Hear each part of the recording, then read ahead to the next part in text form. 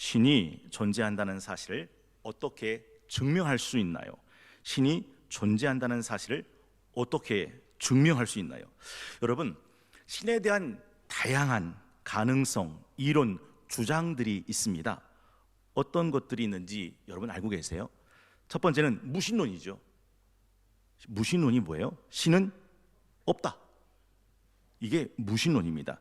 불가지론도 있습니다. 신이 있는지 없는지 난 모른다. 회의론도 있습니다.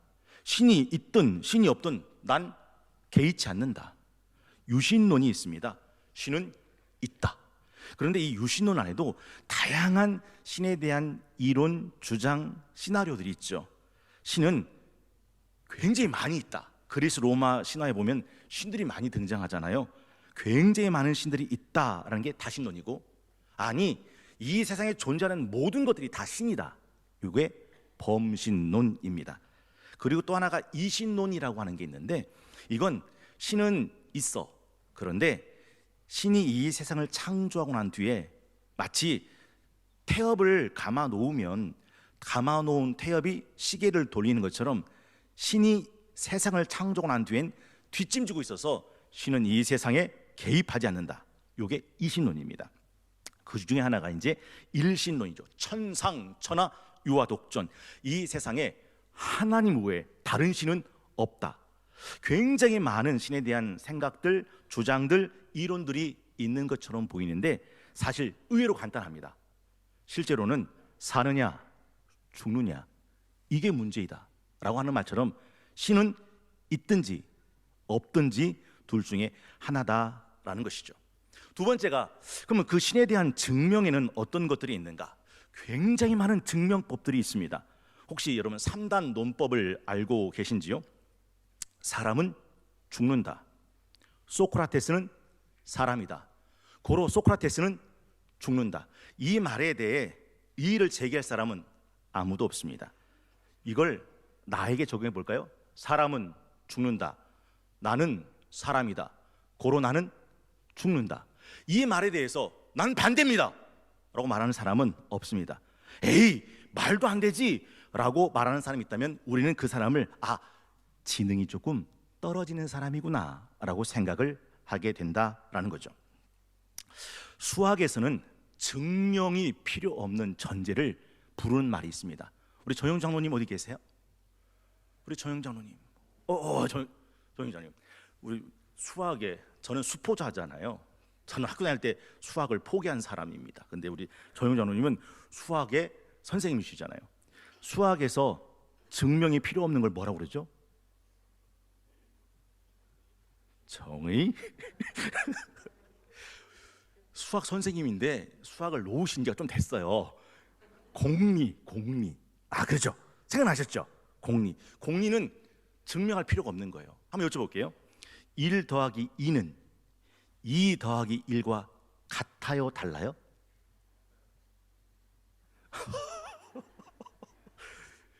은혜 아니면 살아갈 수가 없네. 아니 1 더하기 2는 2 더하기 1과 같아요? 달라요? 누가 또 다르다고 그랬어요? 누가? 수학을 포기한 저도 아는데 1 더하기 2는 2 더하기 1과 같아요. 동의하십니까? 가본 묻습니다. 가면 이해하시고요. 여러분 이걸 증명해 보세요. 1 더하기 2는 2 더하기 1과 같다는 걸 증명해 보세요.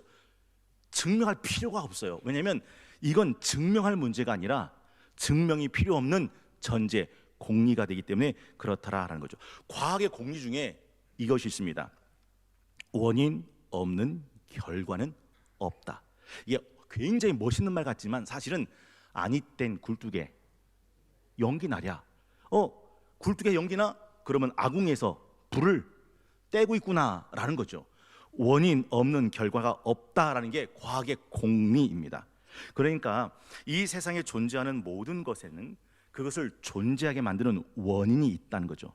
이걸 철학에서는 존재하는 존재의 원인은 타자에게 있다라고 말합니다. 목사님 그게 뭔 말이래요? 원래 철학이라는 게 뻔하고 쉬운 말을 어떻게 말해야 돼요? 어렵게 말해야 심오한 거죠. 이걸 좀 쉽게 풀어보겠습니다. 시계가 있다고 한번 해보세요. 그 시계가 저절로 있겠습니까? 아니면 누군가가 만들었겠습니까? 누군가 만들었죠.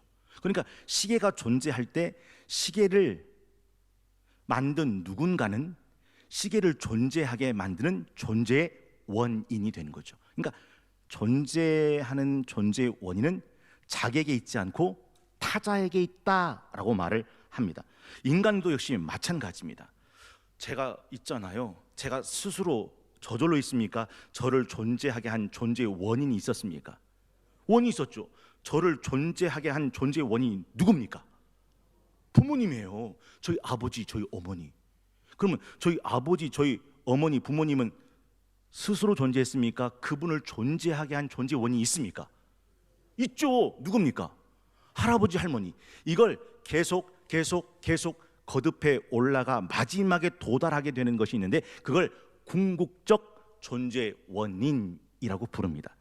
궁극적 존재의 원인은 존재하는 원인이 자기에게 있어야 됩니까? 남에게 있어야 됩니까? 자기에게 있어야 되죠. 궁극적 존재의 원인이니까 이걸 스스로 존재하는 자존자라고 부릅니다. 이걸 한마디로 신이라고 부르는 거예요. 여러분 기억나세요? 우리가 잘 아는 모세가 미디안 광야에서 떨기 불꽃 속에 나타나는 하나님을 만납니다. 하나님은 모세에게 모세야, 너 애굽의 바로 왕에게 가서 내 백성을 데리고 나와라. 모세는 이걸 거절합니다. 아니 누가 너보고 이스라엘 백성을 건져내려 했느냐라고 말하면 내가 뭐라고 말합니까? 라고 거절하죠. 그때 출애굽기 3장 14절에 떨기 속에 나타난 하나님이 하신 말씀입니다. 하나님이 모세에게 이르시되 나는 스스로 있는 자니라. 또 이르시되 너는 이스라엘 자손에게 이같이 이르기를 누가 스스로 있는 자가 나를 너에게 보내셨다 하라. 스스로 있는 자, 한마디로 뭐래요? 신이다라는 거예요. 이걸 논리적으로 증명해 간 방법입니다. 이게 또 하나 있는데 욕망을 보면 그 욕망에 실체가 있다는 것을 알 수 있습니다. 여러분, 제가 지금 목이 말라요. 제가 목이 마르다는 것은 뭘 전제하는 겁니까? 제가 목이 마르다는 것은 물이 있다는 걸 전제하는 거죠. 물이 없으면 목마를 일이 없어요. 목이 마르다는 것은 마실 물이 있다라는 것을 의미하는 거죠. 내가 배고프다는 건요, 먹을 음식이 있다. 내가 외롭다라는 것은 뭘 전제하는 겁니까? 사귐, 관계, 우정 있다라는 걸 의미합니다. 영혼을 느낀다는 건 그 영혼이 있다라는 것을 전제한다. 이게 논리적인 귀결이 된다는 거죠. 여러분, 이 세상에 존재하는 생명 중에 오직 인간만 신을 찾고 신에게 예배합니다.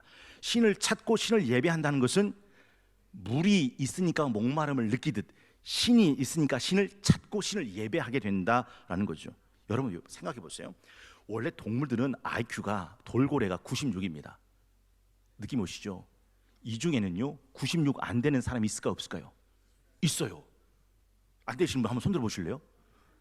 그런데 아무리 똑똑한 동물이라도 그 동물은 신을 찾지 않아요. 근데 아무리 어리석고 미개한 인간이라도 그 인간은 신을 찾아요.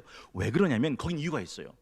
하나님이 모든 걸 만드실 때 동물은 그 종류대로 만드셨는데 인간은 우리가 우리의 모양대로 우리의 형상을 따라 사람을 짓고 사람은 하나님의 모양과 형상대로 지어졌기 때문에 반드시 신을 찾게 되어 있다라는 거죠. 여러분, 연어라는 물고기는 굉장히 신기한 물고기예요.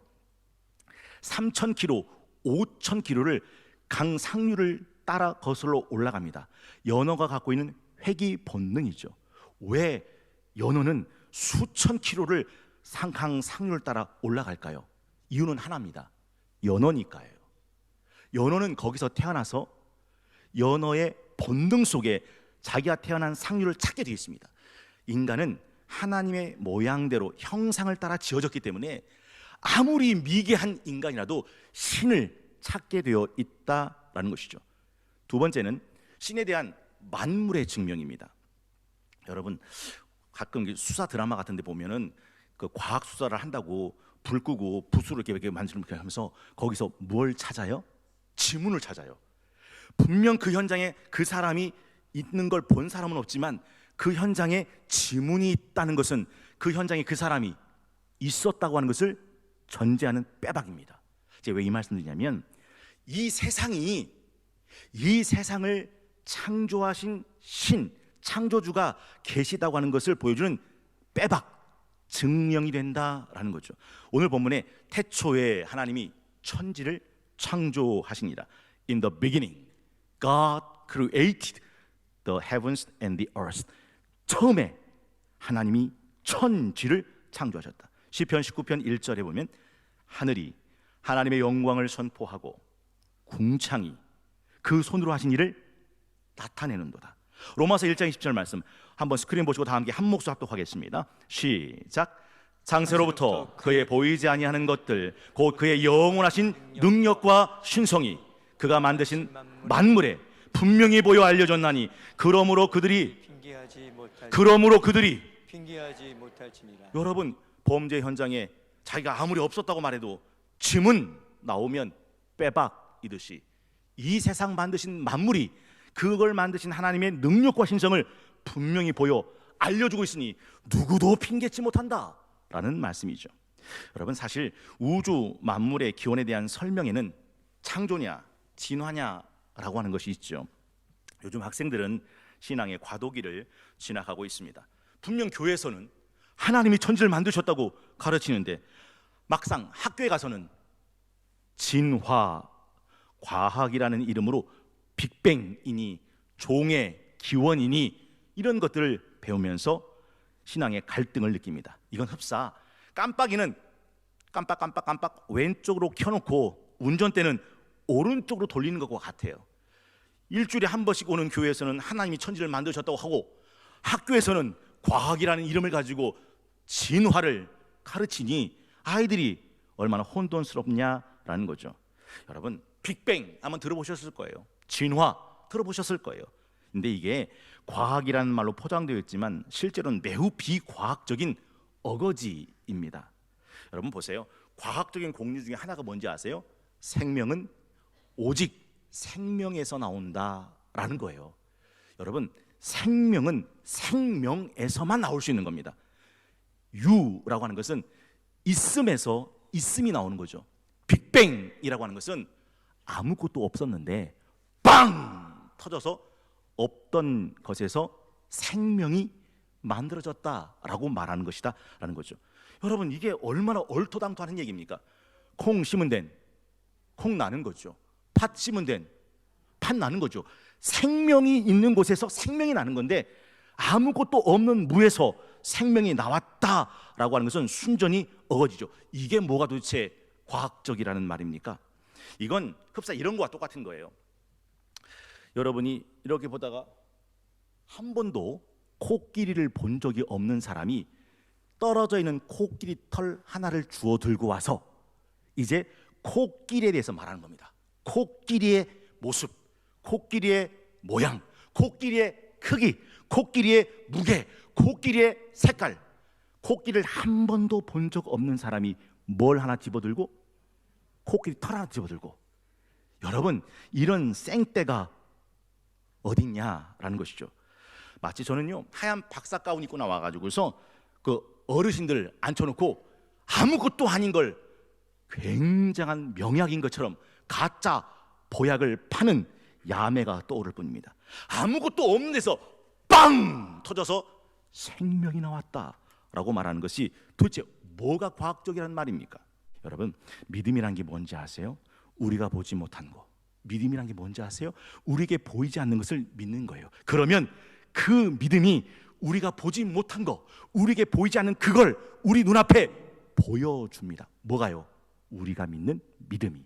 이게 어거스틴의 이야기다. 그래서 예수님 하신 말씀 If you believe, you will see the glory of God. 네가 믿으면 하나님의 영광을 보리라. 네가 믿어? 넌 하나님의 영광을 본다. 한번 생각해 보세요. 100년도 살지 못하고 죽는 인생이 영원부터 영원까지 계신 신을 증명한다는 게 얼마나 얼토당토하는 거예요. 여러분이 죽어도 하나님은 여전히 이 세상을 통치하시고 다스리신 분이에요. 내가 태어나기 전 그 화신 태고 쪽부터 하나님은 그 세상을 지으시고 통치하신 분이에요. 그 100년도 살지 못하고 죽는 그 인생 나부랭이가 신을 존재를 증명해낸다 라고 말한다는 것이 얼마나. 그래서 도마가 이렇게 말하잖아요. 내 믿음 나 그렇게 같지 않아. 내 눈으로 보고 내 손으로 놓고 내 손가락으로 직접 만져보지 않고는 나 예수의 부활을 믿지 않아. 그때 예수님이 하신 말씀이 뭐예요? 도마야, 내 손가락 이리 내밀어 내 손 봐라. 내 손을 내밀어 내 옆구리에 넣어봐. 믿음 없는 자 되지 말고 믿는 자가 되라. 이때 도마가 한 말이 뭐죠? 내 주, 내 하나님이십니다. 이때 예수님께서 핑크레 웃으시며 하신 말씀, 도마야, 네가 나를 본고로 믿느냐?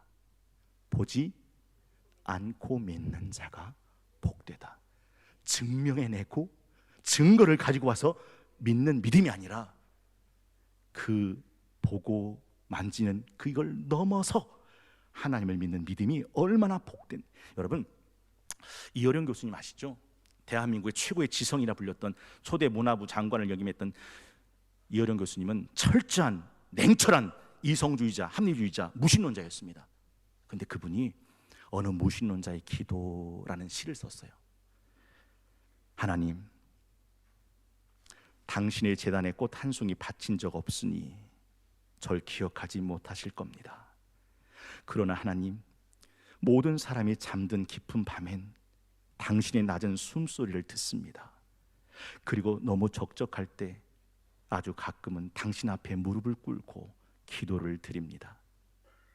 하나님, 어떻게 저 많은 별들을 만드셨습니까? 그리고 처음 바다에 물고기들을 놓아 헤엄치게 하셨을 때, 저 은빛 날개를 만들어 새들이 일제히 날아오를 때 하나님도 손뼉을 치셨습니까? 아, 정말로 하나님, 빛이 있으라 하시니 거기 빛이 있더이까? 사람들은 지금 시를 쓰기 위해 발톱처럼 무딘 가슴을 찢고 코피처럼 진한 눈물을 흘리고 있나이다. 모래알 만한 별이라도 좋으니 제 손으로 만들 수 있는 힘을 주소서. 아닙니다. 하늘의 별이 아니라 깜깜한 가슴 속 밤하늘에 떠다닐 반딧불만한 빛 한 점이면 족합니다. 좀 더 가까이 가도 되겠습니까? 당신의 발끝을 가린 성스러운 옷자락을 때 묻은 손으로 조금 만져봐도 되겠습니까? 아, 그리고 그것으로 저 무지한 사람들의 가슴속을 풍음처럼 울리게 하는 아름다운 시 한 줄을 쓸 수 있도록 허락해 주시겠습니까? 하나님. 이어령 교수님은요, 무신론자로 태어나서 무신론자로 살다가 마지막 순간에 세례받고 크리스찬이 되어 살다가 크리스찬으로 죽은 사람입니다. 그분이 쓴 많은 저서 중에 지성에서 영성으로라는 책을 강추해 드립니다. 사실 이 신에 대한 가장 합리적인 태도 중에 마지막 태도가 있다면 그 신을 갈망하는 태도죠. 여러분 기억나실 거예요. 모세가 어떻게 하나님을 만났는지 여러분 아십니까? 호렙산 떨기 불꽃 나무에 불이 확 붙었습니다.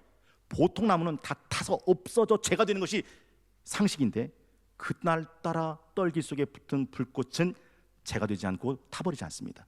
출애굽기 3장 3절에 보니까 이렇게 되어 있어요. 이에 모세가 이르되 내가 돌이켜 가서 이 큰 광경을 보리라. 보세요, 이 큰 광경을 보리라. 떨기나무가 어찌하여 타지 아니하는가 하니 그때 여호와께서 그가 보려고 돌이켜 오는 것을 보시니라. 모세는 그 신비한 광경, 이 광경을 보려고 돌이켜 걸어가고 있었다라는 거죠. 하나님이 떨기나무 가운데서 그를 불러 이르시되 모세야 모세야 하시매 그가 이르되 내가 여기 있나이다. 여러분, 구원이라고 하는 사건은요, 에이 구원 받으세요 구원 받으세요, 에이 내가 10원 줄 테니까 1원 돌려줘, 이런 구원이 아니에요. 베드로전서 1장 9절에 보면 이런 말씀이 있습니다. 믿음의 결국 곧 영혼의 구원을 받음이라. 여러분, 이 구원은 어떤 거냐면 이 구원에 대하여는 너에게 임할 은혜를 예언하던 선지자들이 연구하고 부지런히 살펴 자기 속에 계신 그리스도 영이 그 받으실 고난과 후에 받으실 영광을 미리 증언하여 누구를 또는 어떠한 때를 지시하는지 상관이라. 이 섬긴 바가 자기를 위한 것이 아니요 너희를 위한 것임이 계시로 알게 되었으니 이것은 하늘로부터 보내신 성령을 힘입어 복음을 전하는 자들로 이제 너에게 알려진 것인데, 성경에 보면 천사들도 뭐라고 돼 있어요? 살펴보기를 원하는 것이다. 이게 엄청난 사건이라고요. 모세가 떨기 불꽃에 큰 광경을 보고 와, 돌이켜 내가 가서 보리라 하고 다가가다가 하나님이 돌이켜 다가오는 모세를 보시고 모세야 모세야 찾아오신 거예요. 신을 갈망하는 태도 굉장히 중요합니다. 이어령 교수님이 뭐라고 말했습니까? 좀 더 가까이 가도 되겠습니까? 당신의 발끝을 가린 성스러운 옷자락을 때 묻은 내 손으로 조금 만져봐도 되겠습니까? 그는 무신론자로 있었을 때도 신을 찾고 신에게 다가가고 신을 구하는 갈망의 모습이 있었다라는 거죠. 특별히요, 신은 객관적으로 증명해내는 대상이 아닙니다. 사실은요, 하나님은 개인적으로 경험해야 될 뿐이에요. 여러분, 남녀가 사랑할 때, 애틋하고 지고지고한 사랑을 나눌 때, 연애하고 결혼하는 걸 볼 때 다른 사람들은 그게 이해가 안 가요. 솔직히요, 제가 결혼식 주례도 해서 이게 결혼식장 가서 다양한 신부들, 다양한 결혼 남녀를 보잖아요. 그때 가끔 가다가 이게 주례 이렇게 이렇게 다른 홀에서 결혼하는 분 보면 어떻게 저분은 저렇게 저런 사람하고 결혼할까? 난 죽었다 깨어나도 저런 분하고는 결혼 못할 것 같아. 그런 분이 있어요, 없어요? 있다니까요. 있다니까요. 그런데 그 둘은 뭐예요? 죽고 못 살아요. 이게 남녀 상열지사의 문제다라는 것이죠. 여러분, 신은 내가 증명해서 만나는 분이 아니라 내가 개인적으로 체험해서 만나는 분이에요. 이건 굉장히 중요한 겁니다. 제가 늘 얘기하잖아요.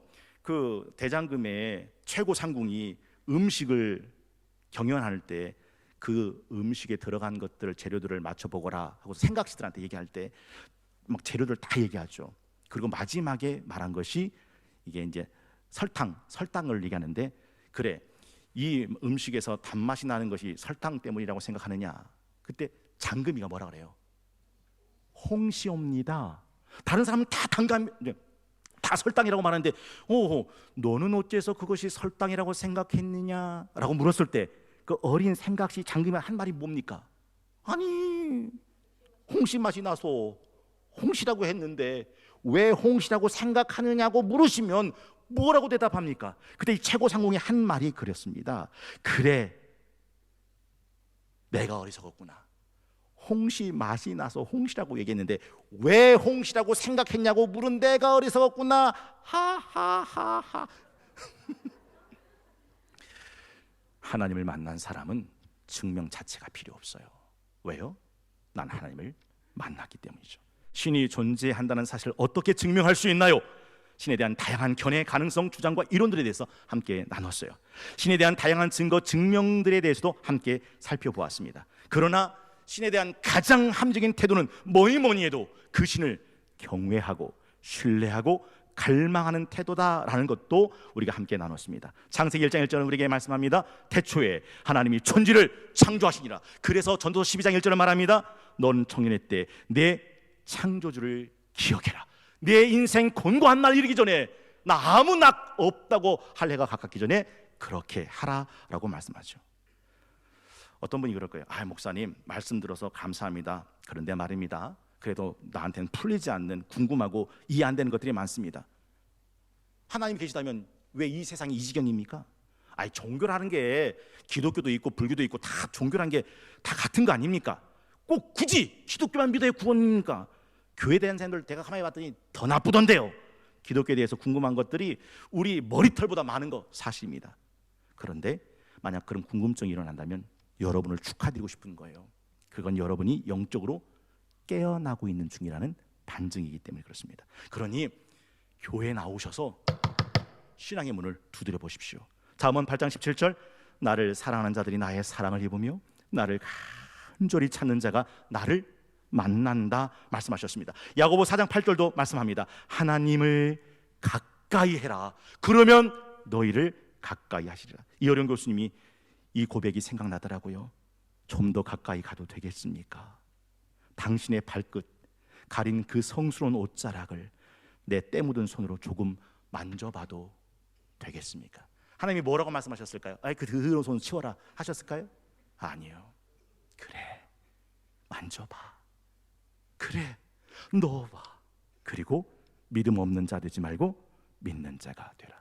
물론 다 할 수 없을 거예요. 물론 다 알아갈 수도 없을 거예요. 물론 다 표현도 못할 거예요. 그런데도 표현하는 거예요. 그런데도 고백하는 거예요. 그런데도 알아가는 거예요. 그 사랑이 얼마나 크고 아름다운지.